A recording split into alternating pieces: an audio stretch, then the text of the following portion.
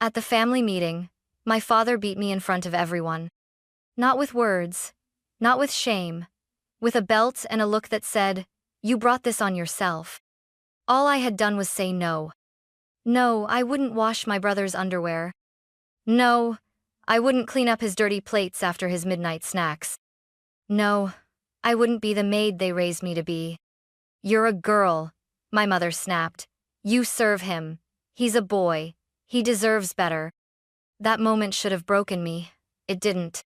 It completed something I'd been building in silence for years. They thought the pain would bring me back in line. They didn't know it was the last time they'd ever touch me, order me, use me. I left that night. But I didn't just walk away. I dismantled them without a scream, without a scandal. Just silence. And precision. People used to say our house was perfect. The lawn was trimmed, the windows sparkled, my brother's shirts were always crisp, my father's coffee was always hot. They assumed it was my mother's doing. They never looked at me. I was the system. No one saw the unseen hands behind every chore, every meal, every list taped to the fridge. From the time I was 8, I learned that usefulness was the only currency that mattered. Not love, not respect. Usefulness. My name is Hannah Whitmore, and for most of my life, I was my family's shadow. My brother Caleb never lifted a finger. If he spilled soda on the couch, I cleaned it. If he needed his uniform ironed at midnight, I stayed up. If he failed a test, I was scolded for not helping him study. I wasn't his sister. I was his staff. "You're the girl. Girls keep the house running," my mom once said, folding her arms like she'd just quoted scripture.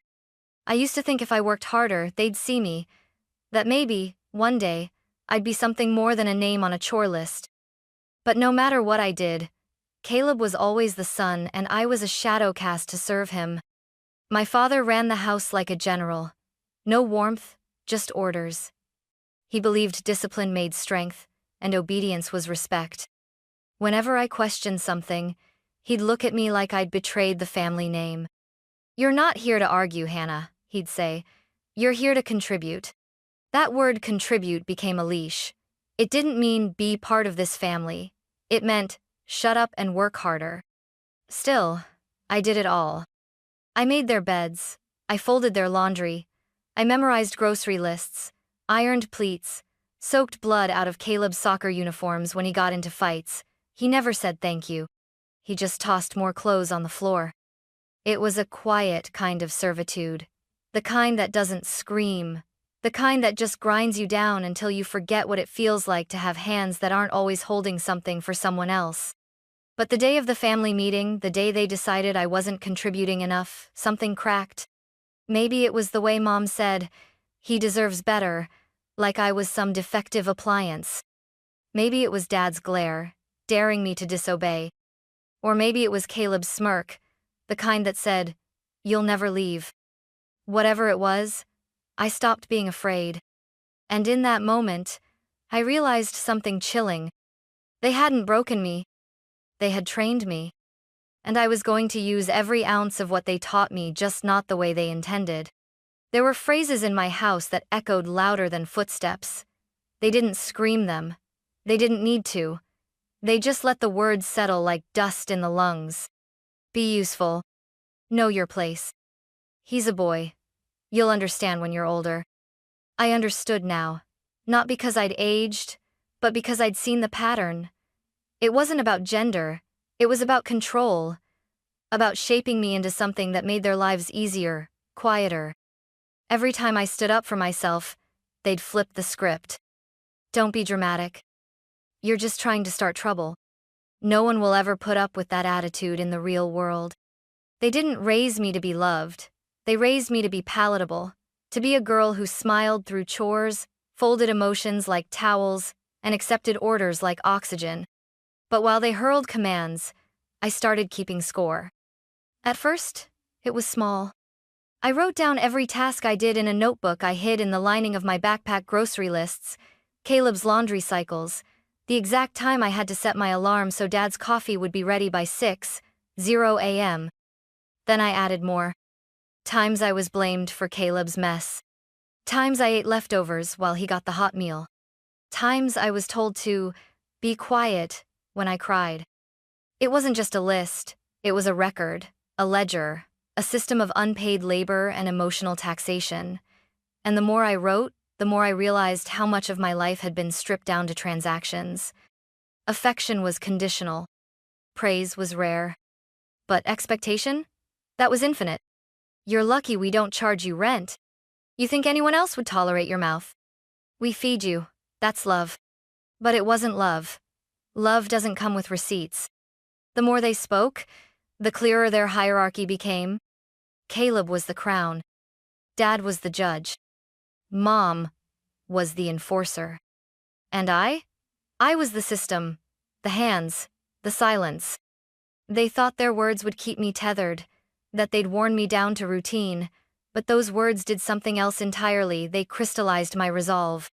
Because every "you're just a girl" reminded me of what I wasn't allowed to become.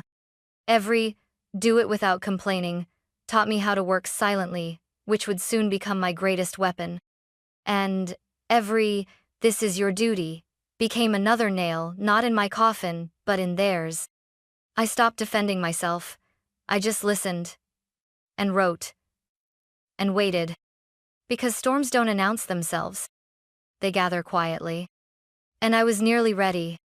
The day they called a family meeting, I already knew it wasn't about unity. Family meetings in our house weren't conversations, they were courtrooms, and I was always on trial. That night, I walked into the living room and saw the three of them already seated.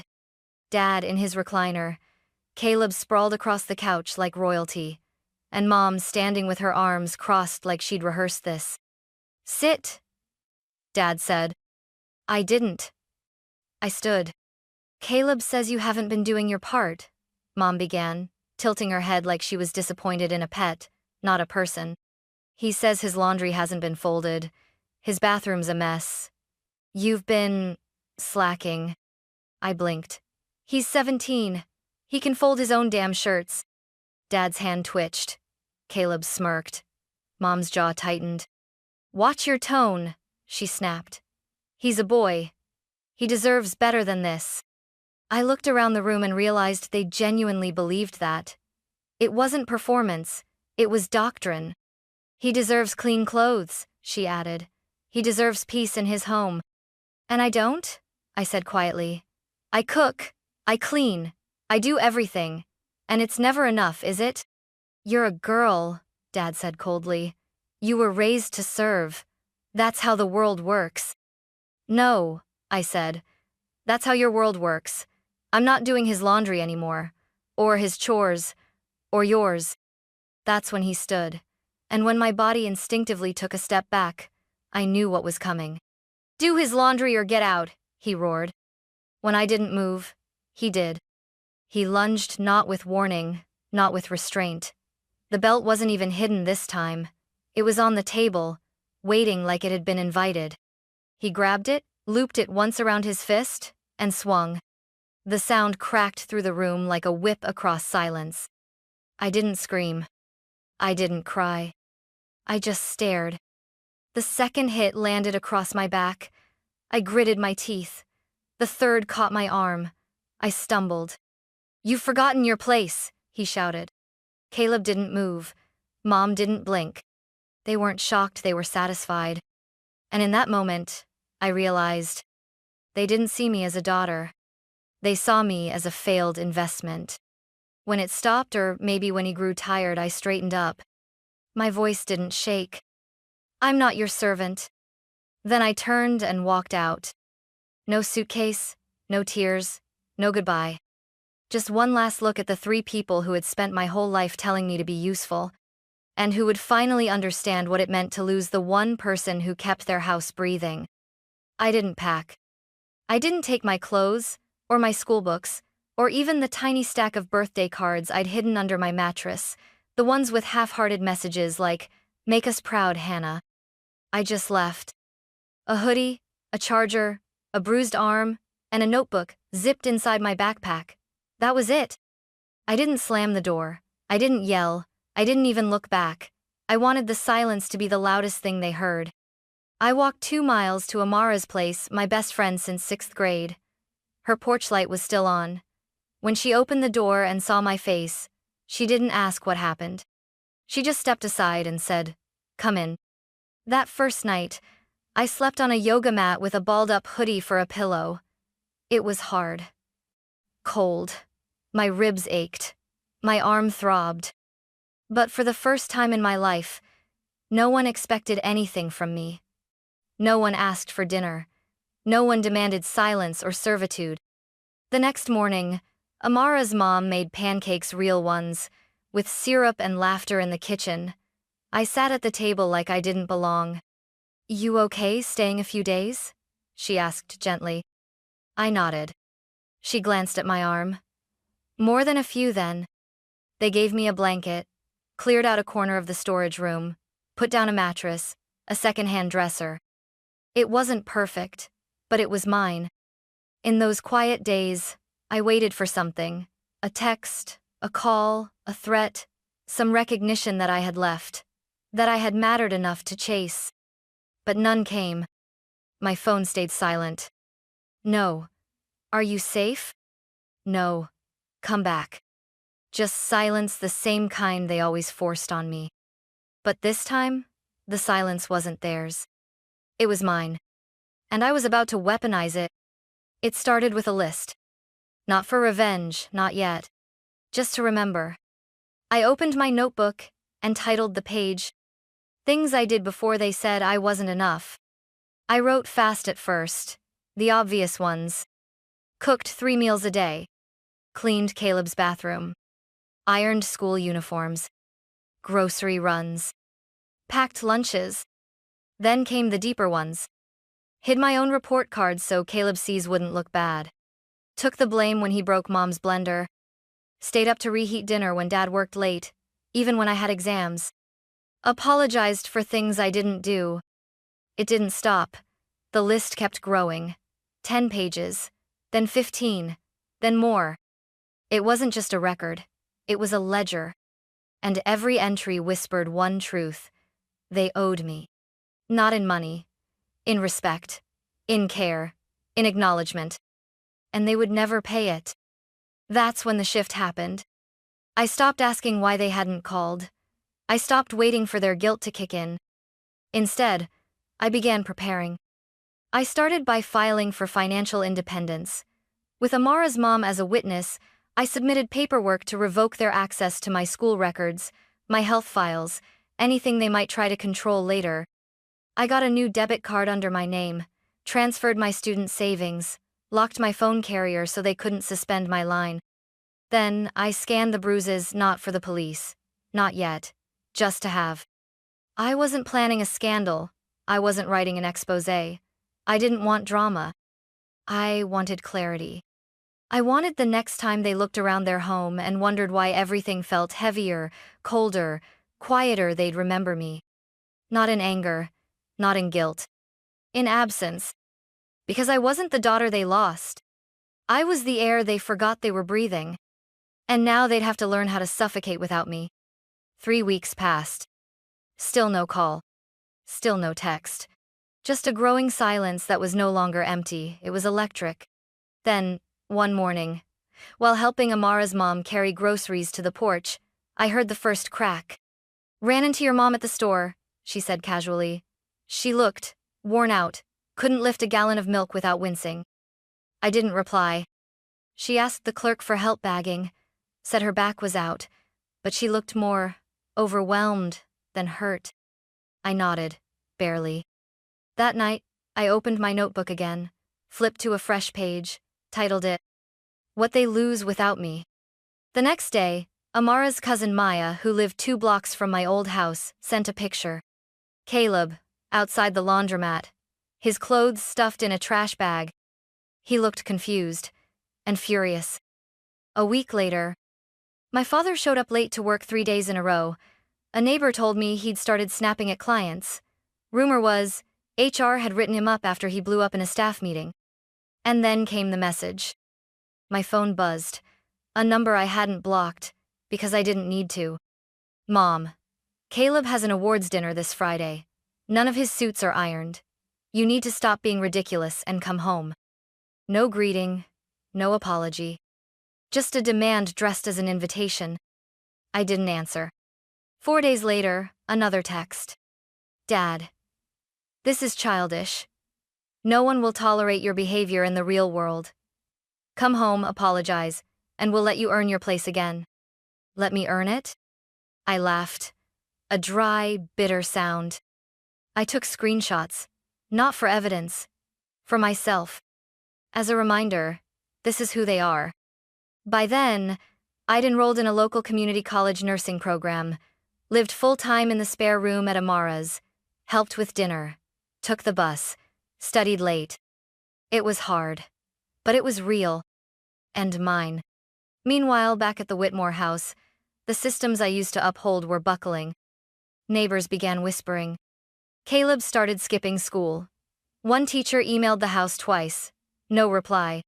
My mom asked the church for help with meals, claiming a mobility issue. And yet, they still pretended I was just away. They're telling people you left for an internship, Amara said one night, that you're pursuing maturity. Maturity. Funny how they only praised it when it suited their lie.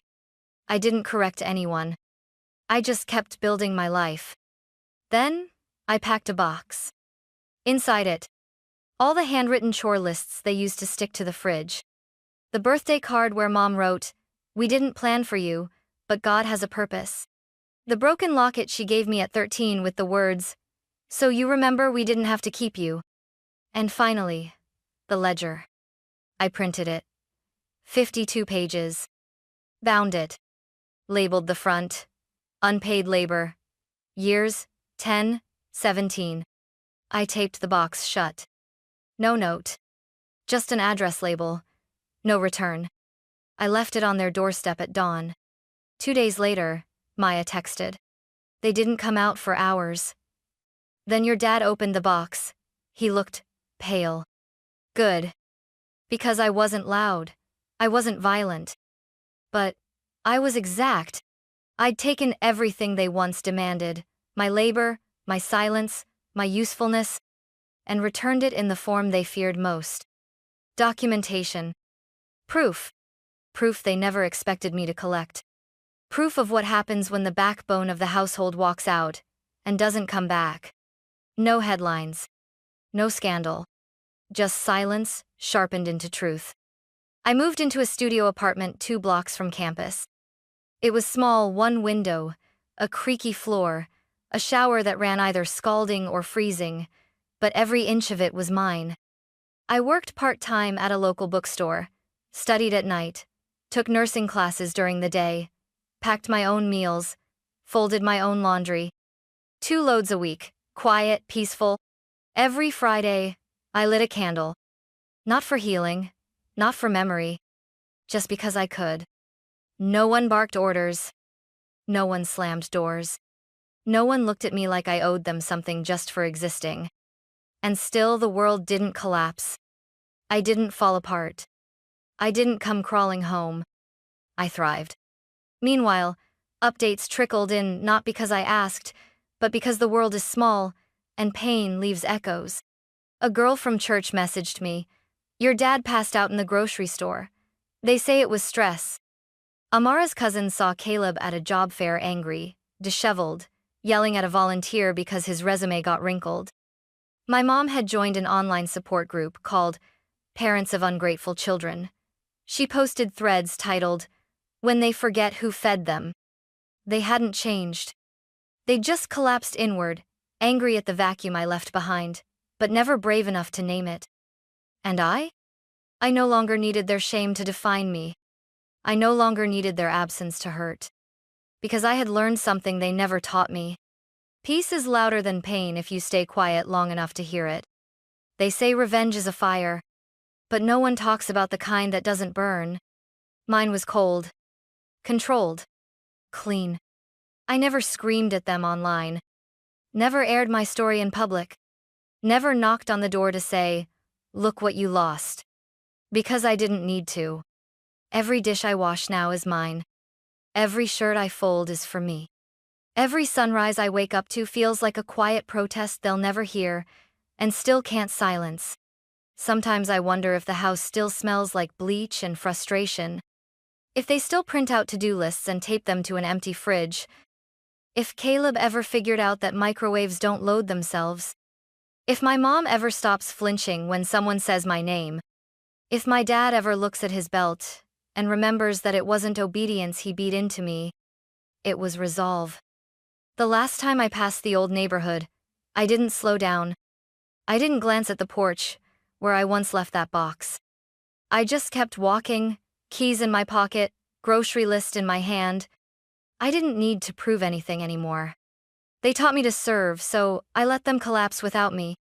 They trained me to be silent, so I made my silence the sentence they now serve. They called me worthless, and I gave them exactly that. Nothing. Not a scream. Not a plea. Not a single moment of my new life. I didn't burn their house down. I just took the warmth with me. And now, when they sit in the cold silence of what used to be control, they'll finally understand what I was worth. Because revenge isn't the fire they expect. Sometimes, it's the echo of footsteps walking away and never coming back.